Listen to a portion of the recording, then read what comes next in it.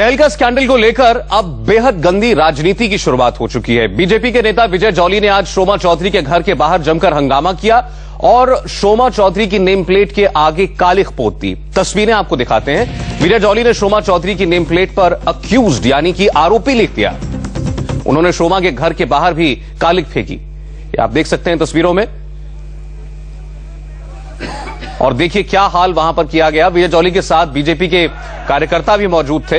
विजय jolly बड़े गर्व से अक्यूज लिख रहे हैं शोमा चौधरी की नेम प्लेट पर और भारी तादाद में अपने समर्थकों के साथ यहां पहुंचे थे। बड़ी मुश्किल से शोमा चौधरी अपने घर से महिला आयोग के दफ्तर के लिए रवाना हो पाई। विजय जॉली और बीजेपी के समर्थकों ने उनकी कार को घेर लिया और खूब हंगामा किया। इस वक्त शोमा राष्ट्रीय महिला आयोग में ही मौजूद हैं। लेकिन अच्छे आप क्या कहेंगे, ये राजनीति नहीं तो और क्या है? और इस किस्म का व्यवहार क्या किसी भी तरीके से जायज ठहराया जा सकता है? विजय जॉली भारतीय जनता पार्टी के नेता हैं, दिल्ली में अच्छी खासी हैसियत रखते हैं पार्टी की राजनीति में और उनके साथ उनके कई कार्यकर्ता भी मौजूद थे जब वो यहां प्रदर्शन करने के लिए पहुंचे थे। विजय जॉली ने कहा कि यौन उत्पीड़न मामले में शोमा चौधरी झूठ बोल रही हैं, इसलिए उनके नेम प्लेट के आगे उन्होंने कालिख पोती।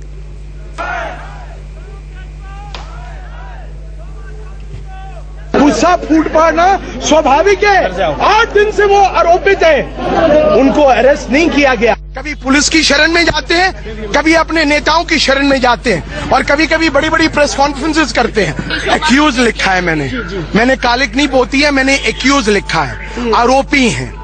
एक महिला के साथ, महिला पत्रकार के साथ जिस प्रकार का अभद्र व्यवहार होता है, यौन शोषण का मामला बनता है, सरकारें चुप रहती हैं और वो पिछले 8 दिनों से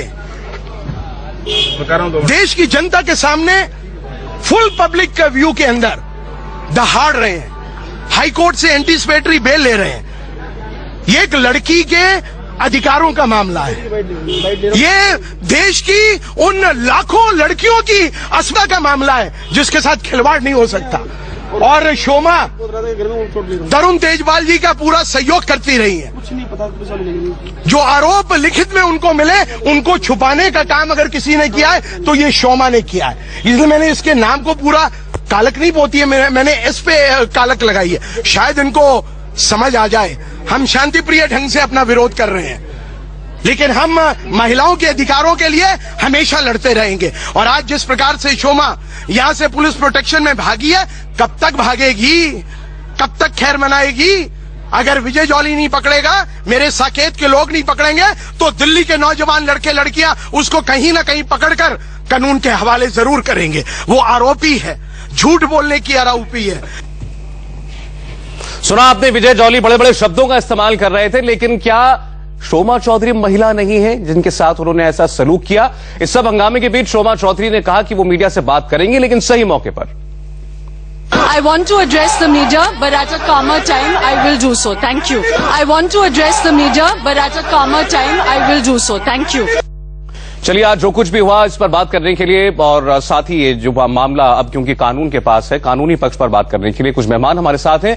टीना शर्मा सामाजिक कार्यकर्ता हैं, गौतम कौल साहब पूर्व आईपीएस हैं, बरनाली बसक वरिष्ठ वकील हैं और अरविंद जैन साहब भी सुप्रीम कोर्ट के वकील हैं। आप चारों का मैं बहुत बहुत स्वागत करता हूं। टीना, शुरुआत आपसे करना चाहता हूं। देखिए, अभी तक जो हो रहा था, हम कानून की बात कर रहे थे, मामला अब अदालत के सामने है, पुलिस ने उनको बुलाया है तरुण तेजपाल को, लेकिन इस बीच जो दिल्ली में हुआ है, इसे कैसे आप देखती हैं? और जैसे शब्दों का, भाषा का इस्तेमाल हमने बीजेपी के लीडर को करते देखा शोमा चौधरी के खिलाफ, वो कानूनी तौर पे आरोपी नहीं है, हमें ये नहीं भूलना चाहिए। बिल्कुल जी, आप ठीक कह रहे हैं।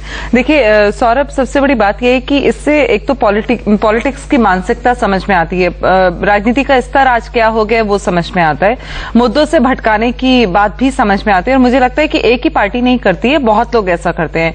महिलाओं के सम्मान की बात तो छोड़ ही दीजिए, कहीं ना कहीं वोट बैंक की राजनीति जो चल रही है बहुत ही निंदनीय है, बहुत ही शर्मनाक है। और लोगों को अब ये समझ लेना चाहिए कि पॉलिटिकल पार्टियां अपने हित में अपने पॉलिटिकल इंटरेस्ट को भुनाने के लिए किसी भी हद तक जा सकती हैं। एक तरफ सौरभ आप कहते हैं आप एक महिला के अधिकार के लिए लड़ रहे हैं जो विक्टिम पत्रकार है, दूसरी तरफ अब दूसरी पत्रकार महिला जो समाज में सम्माननीय है, अगर उससे कुछ गलती हुई है तो हम भी कह रहे हैं कि आईपीसी 201 के अंडर उन्होंने ऑफेंडर को जो है वो कहीं ना कहीं डिफेंड किया है, तो हम उसको मानते हैं, पर कानून को अपना काम करने दीजिए। वो एक कानूनी पक्ष है। और देखिए सौरभ, एक बहुत इंपॉर्टेंट चीज हमें यहाँ अंडरलाइन करनी होगी। आप कह रहे हैं कि मैं नहीं पकड़ूंगा, विजय जॉली नहीं पकड़ेगा तो कोई साकेत का व्यक्ति रहने वाला पकड़ेगा या दिल्ली के नौजवान लड़के लड़कियां पकड़ेंगे और कानून के हवाले करेंगे। मुझे लगता है विजय जॉली होते कौन है, उनको ये समझना पड़ेगा कि एक महिला की सैंटिटी आपको रखनी पड़ेगी। एक आप किसी के घर के जाकर वहां एक्यूज लिख रहे हैं जो कानून में अपने आप में एक बड़ा ऐसे शब्दों का इस्तेमाल कर रहे हैं, कब तक खैर बनाएगी एक महिला के लिए? उनको तो मैं यहाँ ले नहीं सकती सौरभ, बहुत ही निंदनीय शब्द है। मुझे लगता है पार्टी को इमीडिएटली इस पे कोई एक्शन लेना चाहिए और अगर बीजेपी इस पे कोई एक्शन नहीं लेती है तो ये एक सीधा मैसेज ये जाना चाहिए कि पार्टियां जो है अपने लोगों को डिफेंड करती हैं। हम कोशिश कर रहे हैं कि भारतीय जनता पार्टी की तरफ से कोई सीनियर लीडर हमसे बात करे और समझाए कि वो अपने पार्टी के एक लीडर की इस हरकत को कैसे जायज कराते हैं। नेताओं की ओरिएंटेशन क्या है, ये बहुत बड़ा प्रश्न है। बर्नाली शोभा चौधरी का पूरे मामले में कोई भी रोल हो, वो फिलहाल दीगर बात है। अगर उन्होंने कोई गलती की है, अगर वो कानून कोई अपराध बनता है, पुलिस उस पर एक्शन लेगी। जैसे तरुण तेजपाल के खिलाफ एक्शन लिया जा रहा है, उनके खिलाफ कोई मामला बनेगा तो वो भी बने, उसका भी स्वागत है। लेकिन उस बीच में कोई भी आदमी बाहर से आकर इस किस्म की हरकत एक महिला के साथ करे, क्या ये अपने आप में कानून के दायरे में नहीं आता? बिल्कुल, जिस तरीके से दिखाई दे रहा है शोमा ने जो भी अपराध किया है वो कानून को डील करना चाहिए। Let law take its own course and deal with her, और वो लॉ डेफिनेटली करेंगे। लेकिन ये जो तमाशा कर रहे हैं, I don't know how this issue became such a political issue. और ये बीजेपी सामने आके मतलब जैसे कि विजय जॉली जी ने मतलब हंगामा क्रिएट कर रहे हैं उनके घर के आगे, this itself is creating public nuisance which itself is a मतलब क्राइम इन इटसेल्फ। मैं आपको बता दूं, मुझे अभी बताया गया कि दिल्ली में बीजेपी की जो मुख्यमंत्री पद के उम्मीदवार हैं डॉक्टर हर्षवर्धन, उन्होंने उनसे संपर्क किया, उन्हें पूरा मामला बताया, उनकी प्रतिक्रिया लेनी चाहिए। उन्होंने साफ इनकार कर दिया कि मैं इस बारे में कुछ नहीं बोलूंगा। ये तो हाल है उस पार्टी का जिसके नेता अभी ये दावा कर रहे थे कि महिलाओं के हक के लिए हम किसी भी हद तक जाएंगे। उस पार्टी के दिल्ली के बड़े नेता इस मामले पर कुछ बोलने के लिए तैयार नहीं है। और अभी आप जाइए कि कांग्रेस के इस नेता पे उन्होंने ये बयान दिया, आप इस पे क्या बोलना चाहेंगे? तो सारे नेता बोलने को तैयार है। ये पॉलिटिकल पार्टियों की असलियत है जो हमें अब समझ लेनी चाहिए। जी गौतम साहब, तरुण तेजपाल और उनके वकील तो अदालत में खुलकर ये बात कह रहे हैं कि मामला पॉलिटिसाइज हो चुका है, राजनीति हो रही है और हमें राजनीति में बलि का बकरा बनाया जा रहा है। ये उनकी दलील है। लेकिन भारतीय जनता पार्टी उनके इन आरोपों को और बल ही दे रही है ऐसी हरकतों से। आप नहीं समझते ऐसा? पहले तो मैं ये कहूंगा कि जॉली साहब ने जो हरकत की है वो निंदनीय है और ये जो है कानून का अलग से इसमें जो है नजर आनी चाहिए, क्योंकि इसमें ट्रेसपास भी है, इसमें दिल्ली पब्लिक प्रेमिसेस डिफेसमेंट जो है एक्ट, उसके तहत भी जो है उसकी धाराओं के तहत भी जॉली साहब के खिलाफ जो है कानूनी कार्रवाई अलग से हो सकती है। पर एक चीज़ है, अगर जॉली साहब की पार्टी के लोग जो हैं वो खुद ये हरकत कर रहे हैं तो ये खेल जो है ये एक तरफा नहीं है। हो सकता है कि इसी तरह की जो बदतमीजी है दूसरी पार्टियां भी जो हैं वो इनके जो प्रेसिडेंट हैं पार्टी के, उनकी तरफ भी ये वहां जाके उनके घरों पे जाके लीपा पोती की जा सकती है। तो ये इस तरह से जो हरकतें करने वाली बात है ये अच्छी नहीं है। और ये राजनीति जो है, जब ये केस बिल्कुल पक्का केस पुलिस का बना हुआ है तो इसमें जो है कोई और दखल अंदाजी जो है वो बिल्कुल शोभा नहीं देती, किसी को भी नहीं देती है। कानून जो बनाया गया है और कानून हिंदुस्तान में चल रहा है और कानून चलाने वाले जो हैं वो भी सतर्क हैं। गोवा पुलिस भी है, दिल्ली पुलिस भी, कोई भी पुलिस होगी। मेरे सामने कोई अभी नजर में नहीं आया कि कहीं पुलिस जो है वो निकम्मी साबित हो रही है। कहीं कोई चूक कानूनी तौर पर हो रही हो तो कोई बात भी हो सकती है, लेकिन बीच में और जो है फिर भी आप कौन होते हैं इसमें एक्शन करने वाले? जी अरविंद साहब, क्या शोमा चौधरी, उनके खिलाफ कोई भी आदमी कोई आरोप लगाए वो दीगर बात है, जैसे मैंने बार बार कह रहा हूं मैं कि उनके खिलाफ अभी तक कोई कानूनी ना तो शिकायत है ना कोई कानूनी आरोप उनके ऊपर लगाया है किसी ने भी। क्या वो इस प्रकरण में उनका नाम है इस वजह से वो महिला होने के लिए, महिला हैं, उनकी जो गरिमा का ख्याल रखा जाना चाहिए वो अधिकार खो देती है, भारत के नागरिक होने का अधिकार खो देती है कि कोई भी उनके घर के बाहर जाएगा और ऐसी हरकत करके आ जाएगा? देखिए, ये जो घटना है मेरे हिसाब से बहुत शर्मनाक है और जिस किस्म की राजनीति इस पूरे मामले में हुई है और पहले दिन से हो रही है। तहलका के दफ्तर के सामने भी विरोध प्रदर्शन हुआ था और उसमें भी शायद भाजपा के ही लोग थे। फिर जंतर मंतर पर भी प्रदर्शन हुआ, शायद उसमें वीएचपी के कुछ लोग थे या दुर्गा वाहिनी और मातृशक्ति के कुछ लोग थे। देखिए, एक बहुत गंभीर मसला है इस समय देश के सामने, पत्रकारिता के सामने भी, और तरुण तेजपाल के खिलाफ जिस किस्म के गंभीर आरोप हैं और जिस किस्म से गंभीरता से गोवा पुलिस ने, गोवा सरकार ने तुरंत कदम उठाए हैं, उस गंभीरता को दिल्ली की भाजपा को भी समझना चाहिए। और इस वक्त मैं समझता हूं कि भारतीय जनता पार्टी के जो आला नेता हैं वो आगे आए, उन्हें आगे आकर के इस किस्म की बदतमीजियां, इस किस्म की शर्मनाक घटनाएं, इस किस्म का इसको सहन बिल्कुल नहीं करना चाहिए। हम लगातार कोशिश कर रहे हैं, अभी भी कर रहे हैं कि कोई बीजेपी का लीडर आकर इस पर सफाई दे, इसे कैसे वो जायज कहते हैं। मैं ब्रेक के बाद चीना वापस आता हूं। अभी हम इस खबर पर रहेंगे जब तक जवाब नहीं मिलता है बीजेपी की तरफ से विजय जॉली की इस हरकत का, तब तक हम हैं इस खबर पर। एक ब्रेक के बाद वापस लौटते हैं।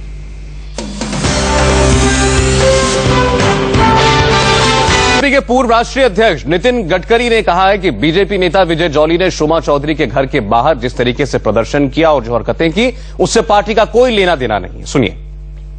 तहलका से संबंधित शोमा चौधरी जो है, उनके घर पर हमारे कुछ कार्यकर्ताओं ने एक आंदोलन किया है। कुछ उनके बोर्ड पर शायद काला भी लगाया, ऐसा मैंने सुना है। इस आंदोलन से भारतीय जनता पार्टी का कोई संबंध नहीं। व्यक्तिगत रूप से कुछ लोगों ने उत्साह में वो कार्यक्रम किया है, इसी बात का केवल मैं खुलासा आपके सामने कहा। गडकरी जी, विजय जॉली आपके दिल्ली बीजेपी महिला के घर जाकर के इस पहुंची। पहली बात तो ऐसी है कि मैं पहले आपको बता रहा हूं कि ये भारतीय जनता पार्टी आयोजित कार्यक्रम नहीं था। उन्होंने व्यक्तिगत रूप से ये, जरा सुन लीजिए साहब, व्यक्तिगत रूप से उन्होंने एक कार्यक्रम किया था। अभी उनसे मेरी बातचीत हुई है, उनसे बातचीत करके पूरी चर्चा करके पार्टी इस पर उचित कार्रवाई करेगी। चलिए, बड़ी सफाई से उन्होंने अपना पल्ला झाड़ लिया पूरे मामले से, कह के कि उन्होंने, विजय जॉली ने अपने निजी क्षमता में ये आयोजन किया, ऐसा प्रदर्शन किया है। टीना, ये बहुत है कह देना? नहीं, मुझे ऐसा लगता है कि देखिए, पहले भी हम कई बार डिस्कस कर चुके हैं। जब आसाराम का मामला आया और उमा भारती जी और कैलाश विजयवर्गीय और प्रभात झा जी ने कुछ स्टेटमेंट्स कही और कहा कि उन्हें पॉलिटिकली फंसाया जा रहा है, तब भी एक बहस में मैंने आरती मेहरा जी से यही पूछा था कि देखिए, जब आपको सूट करता है तब तो आप कहते हैं ये पार्टी का स्टैंड है, जो नेताओं ने बोला। कोई भी पार्टी की बात कीजिए, मैं सिर्फ एक पार्टी की बात नहीं करूंगी, क्रॉस पार्टी लाइन। जब आपको सूट नहीं करता तो आप कहते हैं व्यक्तिगत मामला है। तो ये कब तक चलेगा? अब वर्बली इसको कब तक ऐसे लोगों को बेवकूफ बनाते रहेंगे? कब तक उनकी आंख में धूल विजय जॉली के खिलाफ एक्शन लेना पड़ेगा पार्टी? नहीं, बिल्कुल पार्टी को एक्शन लेना चाहिए। और दूसरी बात, अगर गडकरी जी कह रहे हैं कि उनका व्यक्तिगत मामला है, तो उनसे ये पूछे कि क्या वो पार्टी के साथ जुड़े हुए नहीं है? नहीं, वो तो वो पार्टी के कार्यकर्ता नहीं है। ये विरोधाभास तो उनके अपनी स्टेटमेंट में है। नहीं तो बर्नाली वो ये कह रहे हैं हमारी पार्टी के कुछ कार्यकर्ताओं ने वहां जाकर के किया, हमारी पार्टी के कार्यकर्ता हैं, तो फिर निजी मामला कैसे? सौरभ, इसमें पार्टी, ये तो पहले तो ये पॉलिटिसाइज करना ही नहीं चाहिए ये इश्यू को। ये दो इंडिविजुअल के बीच एक सेक्सुअल हैरेसमेंट का केस था। यहाँ पे कांग्रेस बीजेपी कहां से सीन में आ गए, कुछ समझ में नहीं आता है। तहलका स्पॉन्सर्ड बाय कांग्रेस या कांग्रेस सपोर्ट करते हैं, इसलिए मतलब बीजेपी का ये दावा है कि बीजेपी का कोई आदमी आके बोल सकता है कि उनमें से कोई आदमी सेक्सुअल हैरेसमेंट नहीं करेगा किसी के ऊपर, कि this is what they are trying to show. आज ये जो इनका जो एक्शन है विजय जॉली जी का, मतलब इट्स एब्सोल्युटली कंडेमनेबल। करना, उनके अगेंस्ट बोलना, let law take its own course, let law deal with it. Law है इस देश में। सो आप अपने ऊपर ना लेके और ये पॉलिटिसाइज नहीं करके ऐसा हंगामा नहीं कर सकते। और अगर आप ऐसा कर रहे हैं तो आपके पार्टी के लोग, मतलब they should take action against you. और ये अंडर लॉ ऑल्सो, मतलब हमारे कानून के अंदर भी एक्शनेबल है।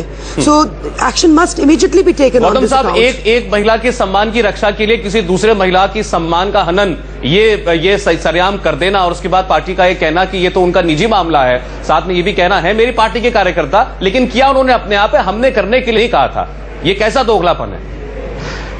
देखिए, बीजेपी वालों को ये समझ लेना चाहिए कि एक हफ्ते के बाद जो है ये इलेक्शन में जो है हिस्सा ले रहे हैं और ये दिल्ली की जनता के सामने इस तरह से जो प्रदर्शन ये इनके कार्यकर्ता कर रहे हैं, तो मेरा तो प्रश्न ये पड़ जाता है इनके साथ, तो ये कहना चाहते हैं कि ये दिल्ली को जो है आगे पॉलिटिकली लीड करेंगे, तो क्या ये लॉ एंड ऑर्डर संभालने के लायक हैं भी कि नहीं? जनता को तो इसको भी देखना पड़ेगा। और ये इस तरह का जो प्रदर्शन है, जो कि सीनियर बीजेपी लीडर जो हैं वो जब वो उसका आयोजन कर रहे हैं, चाहे वो पार्टी से आशीर्वाद हो या ना हो, ये बताता है कि उनकी मानसिकता क्या बन गई है इस वक्त। विजय जॉली कोई बहुत छोटे नेता नहीं है, दिल्ली में शीला दीक्षित के खिलाफ चुनाव लड़े हैं, बिल्कुल इलेक्शन लड़ चुके हैं चीफ मिनिस्टर के खिलाफ। तो ये भी नहीं वो क्लेम कर सकते पार्टी के बड़े लीडर कि हमारे कोई बहुत छोटे नेता चले गए थे, कार्यकर्ता चले गए थे। पार्टी का नेशनल विंग का फॉरेन सेल जो है वो उसको प्रेसिडेंटशिप में है उनकी, वो उसके प्रेसिडेंट हैं। ये बहुत सालों की राजनीति है उनकी, कोई 10-15 सालों की राजनीति नहीं है जिसमें वो बचपना दिखा रहे हैं सड़कों पर आकर। और क्या दिखाना चाहते हैं आप? पहले तो इनको सेरेमोनियल कर दिया आपने महिलाओं को। सिटीजन की तरह बिहेव करना चाहिए। आई मीन ये बीजेपी के हो या कांग्रेस के हो, he should at least behave as a responsible citizen of this country and not behave in such a manner. And I really condemn this कि एक महिला के नाते आप कर क्या रहे हैं? आप अपनी पार्टी में महिलाओं की क्या हालत करते होंगे? ये दिखाता है। नहीं, आपने बिल्कुल ठीक है। कोई भी सम्मानजनक इज्जतदार व्यक्ति इसकी निंदा ही करेगा। और ये भी साफ है कि नितिन गडकरी की तरफ से जो सफाई अब तक आई है वो बिल्कुल नाकाफी है। सॉरी। और विजय जॉली के खिलाफ क्या पार्टी एक्शन लेगी, ये देखेंगे सब और इंतजार करेंगे। और शायद इसी से जज भी करने वाले हैं कि पार्टी महिलाओं की सम्मान और उनकी इज्जत की रक्षा को लेकर कितनी गंभीर है। एक ब्रेक के बाद वापस लौटते हैं।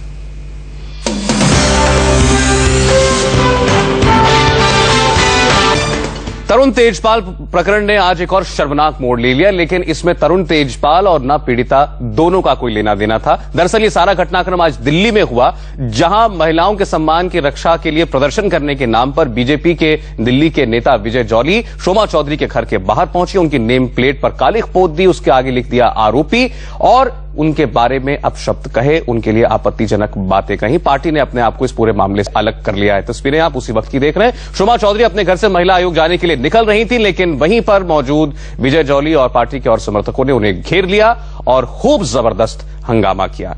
मैं ये भी पूछना चाहता हूं कि ये महिला आयोग ही जा रही थी नीना, क्या महिला आयोग नहीं, महिला आयोग से इस बारे में भी पूछा होगा? नहीं, इन्होंने हंगामा जब शुरू किया तब वो निकली हैं। हंगामा पहले शुरू कर दिया था, उसके बाद निकली। मुझे लगता है महिला आयोग में कंप्लेंट करने गई थी।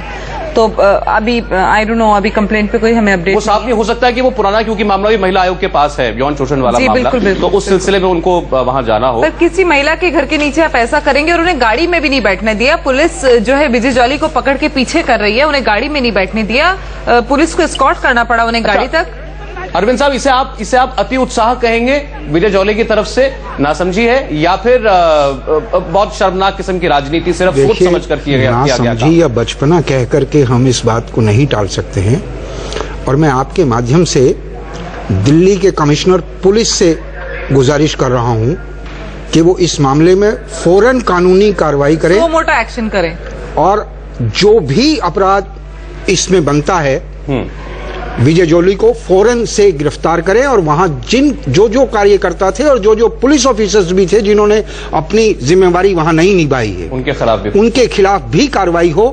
और दूसरी गुजारिश मैं आपके माध्यम से बहन सुषमा स्वराज से कर रहा हूं कि अगर इस किस्म के विरोध प्रतिरोध आंदोलन की राजनीति भाजपा करेगी तो आगे आने वाले दौर में भाजपा के लिए ये कोई बहुत शुभ संकेत नहीं है। बिल्कुल। चले एक और ब्रेक हमें लेना है, लेकिन जो बड़ा मामला है आज का, तरुण तेजपाल को गोवा पुलिस की तरफ से दी गई मियाद आज दोपहर 3 बजे खत्म हो चुकी है। तरुण तेजपाल ने शनिवार शाम तक का वक्त मांगा है हाजिर होने के लिए, लेकिन पुलिस तब तक स्वतंत्र है उन्हें गिरफ्तार करने के लिए भी। क्या होता है आगे देखेंगे, बात करेंगे एक ब्रेक के बाद।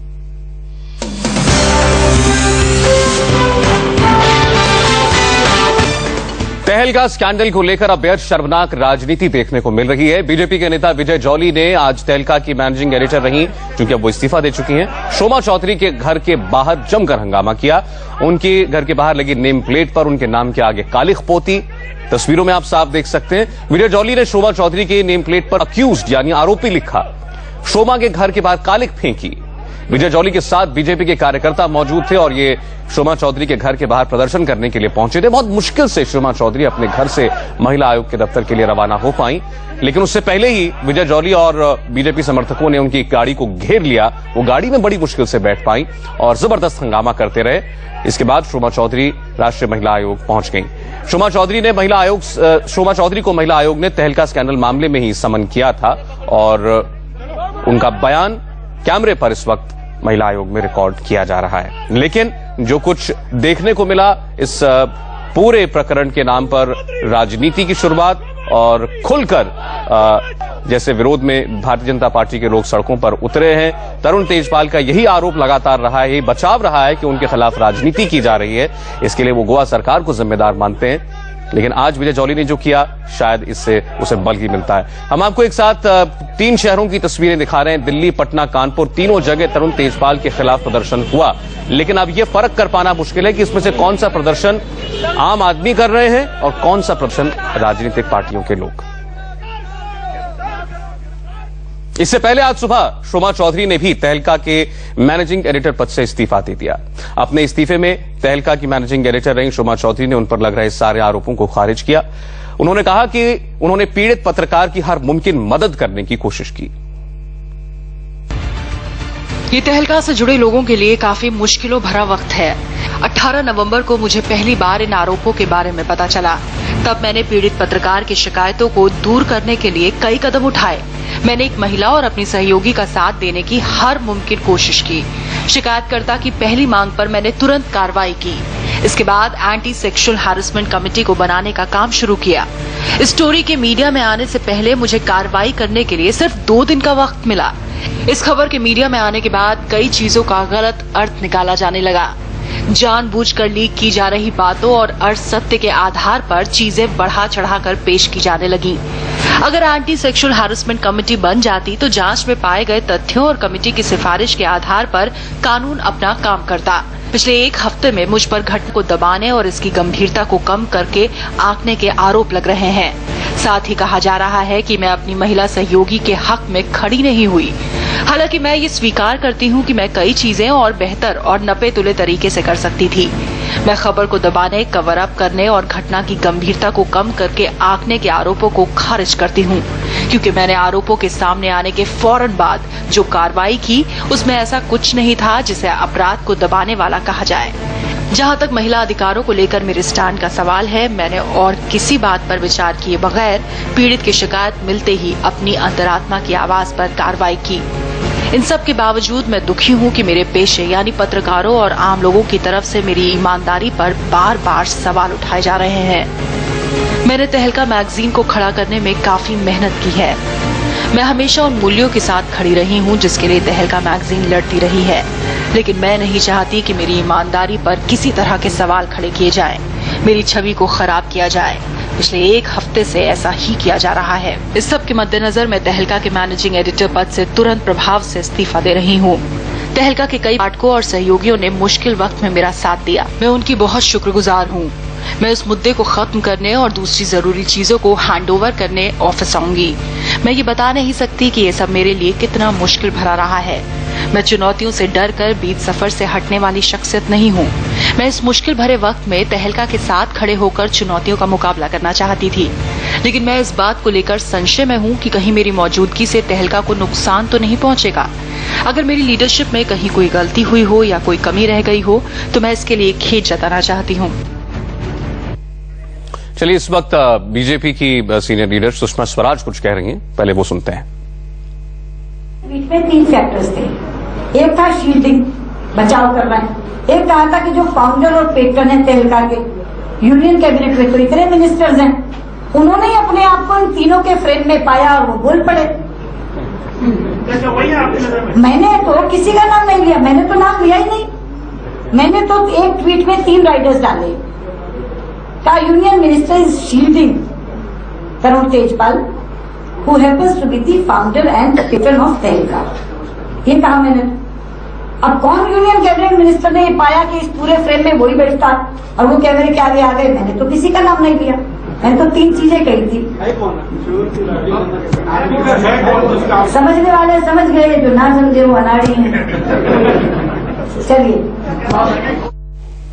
चलिए सुषमा स्वराज दरअसल कपिल सिब्बल के कल के उस बयान पर रिएक्ट कर रही थी जिसमें उन्होंने अपने आप को तहलका से अलग किया, तरुण तेजपाल को उनका रिश्तेदार बताए जाने को गलत बताया और तहलका का शेयर होल्डर होने से भी उन्होंने इनकार किया था। बहरहाल इस वक्त बात हो रही थी शोभा चौधरी की। शोभा चौधरी ने अपना इस्तीफा दे दिया है मैनेजिंग एडिटर पद से तहलका के, और उन्होंने जो मेल भेजा वो अभी आपने देखा।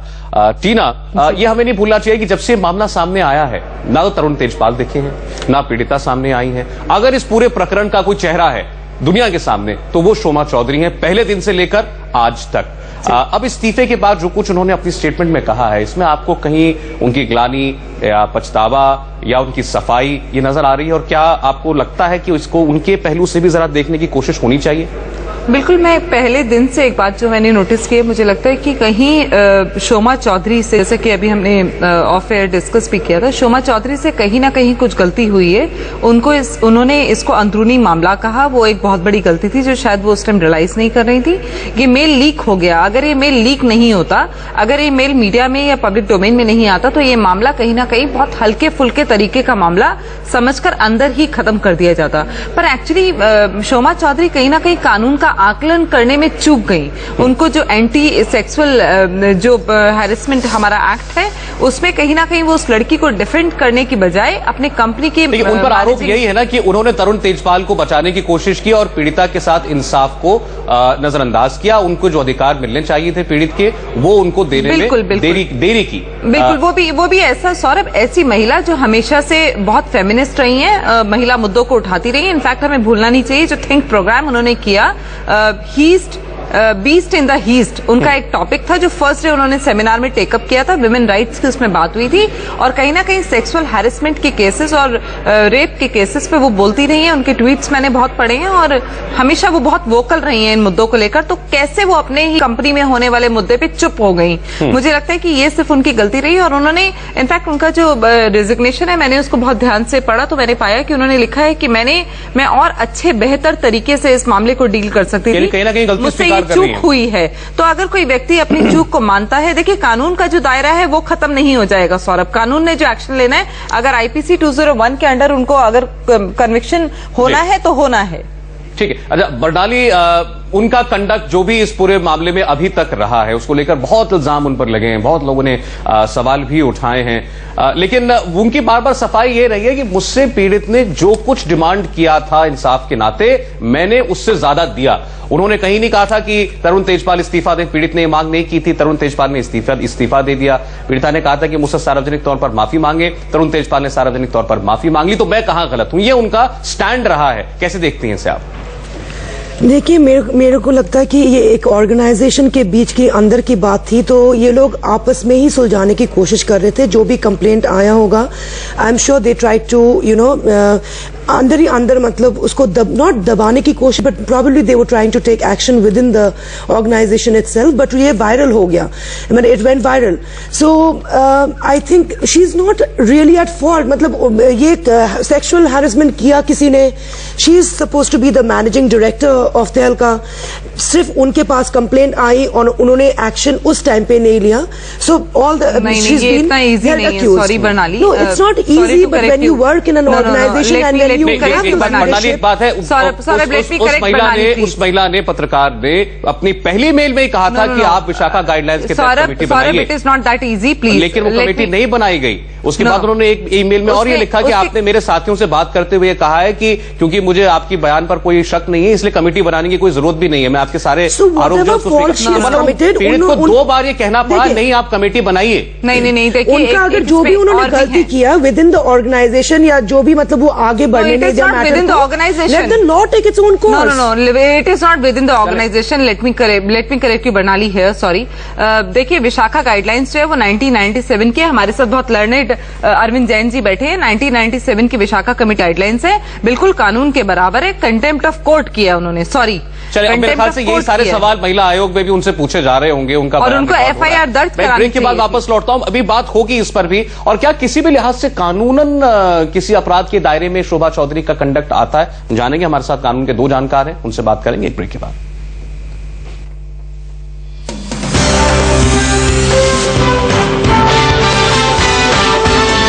न्यूज एट 3:30 के प्रायोजक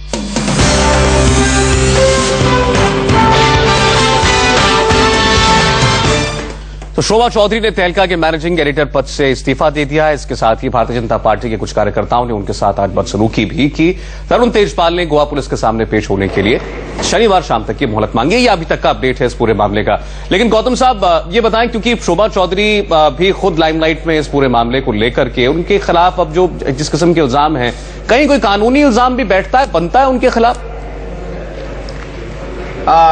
मेरे ख्याल से कानूनी इल्ज़ाम जो है वो बहुत कमज़ोर रहेगा, क्योंकि इन्होंने जो है एक माँ बाप रूप में बैठ के जो अपनी हरकतें की हैं, वो किसी भी परिवार में जिनके बहुत सारे सदस्य होते हैं या उनकी इज्जत आबरू का सवाल होता है, तो उसको बचाने की कोशिश होती है। तो मैडम चौधरी ने यही हरकत की है। तो ये कोई गुने की बात नहीं है। कोई उन्होंने रोक नहीं लगाई है, किसी को ये नहीं कहा कि भैया तुम ऐसे ना करो, और समझाने की जो कोशिश हो रही है वो भी नहीं गुनाहगार बनती है। हाँ, विभाग के अंदर रह के जो उन्होंने पहले अपने जो हैं सीनियर ऑफिसर जो हैं, जो उनके चेयरमैन हैं, उनको अगर बचाने की कोशिश की है तो वो अच्छा, मैं आपको ये सवाल मैं आपसे इस तरीके से पूछता हूं, मैं आपसे इस तरीके से पूछता हूं, आपकी नजर में इस पूरे मामले में उन्होंने किसका हित पहले देखा, पीड़ित का या तरुण तेजपाल का? गौतम साहब, हाँ, ये सवाल आपसे ही था। हाँ, जरा फिर से रिपीट कर दिए। आप क्या समझते हैं कि शोभा चौधरी ने किसका हित पहले देखा, पीड़िता का या फिर तरुण तेजपाल का? मेरे ख्याल से जब उनको इत्तला मिली है तो उन्होंने जो है तरुण तेजपाल का ही जो है साथ दिया है। उसके बाद जब पता चला कि ये हरकत कितनी संगीन हो गई है, तब उन्होंने जो है पलटा लिया है। और वो भी पूरा पलटा नहीं लिया है अपने स्टैंड का, पर ये देखने की कोशिश की है कि किस तरह से इज्जत जो है अपने विभाग की बचाई जाए, और साथ साथ जो है जो न्याय की जो प्रक्रिया है उसको किस तरह से जो है आगे बढ़ावा दिया जाए। उन्होंने कहीं रोकने की कहीं किसी की जरूरत नहीं समझी। अरविंद साहब, आपसे भी सवाल, कोई किसी किस्म की कानूनी कार्रवाई आपको लगता है की जा सकती है शोमा के खिलाफ?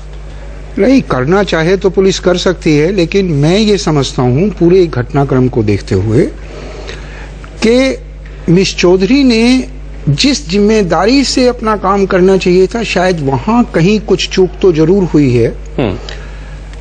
सेक्सुअल हैरेसमेंट कमेटी वो टाइम से नहीं बना पाई, या वहां पहले से भी नहीं थी, या ये कंप्लेंट जो पीड़िता की थी वो इसे गोवा पुलिस को भेज देनी चाहिए थी कॉपी, वो नहीं भेजी।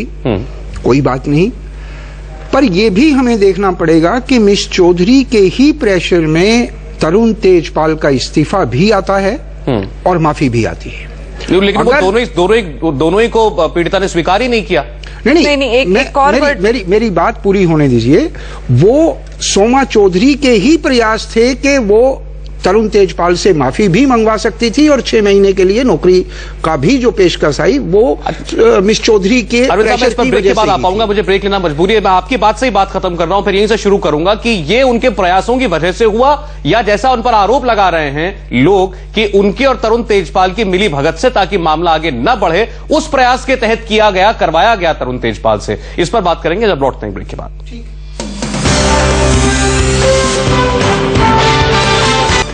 राष्ट्रीय महिला आयोग ने आज शोभा चौधरी का बयान दर्ज किया है तहलका सेक्स स्कैंडल मामले में। ब्रेक से पहले अरविंद जी अपनी बात रख रहे थे, आप अपनी बात पूरी कर लें।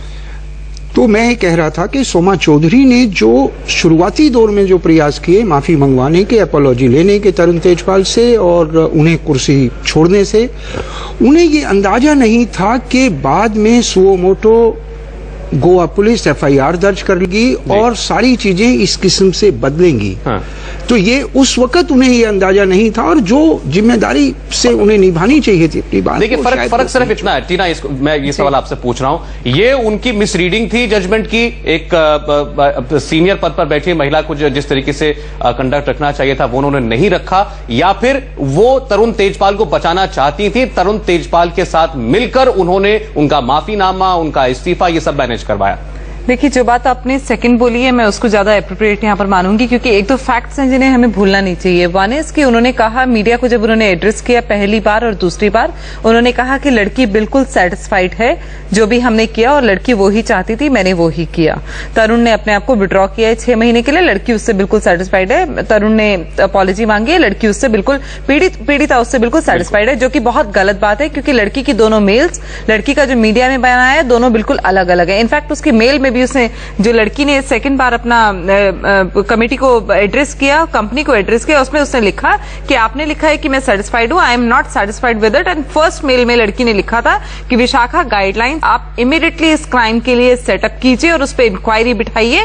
तो इसका मतलब लड़की सिर्फ अपॉलॉजी से संतुष्ट नहीं हो सकती थी, उसकी फर्स्ट प्लेस में डिमांड थी कि आप विशाखा कमेटी बिठाइए, जो कि विशाखा कमेटी, सौरभ, हमें भूलना नहीं चाहिए, मीडिया में जब लीक हुआ उसके बाद बनी, 3 दिन बाद।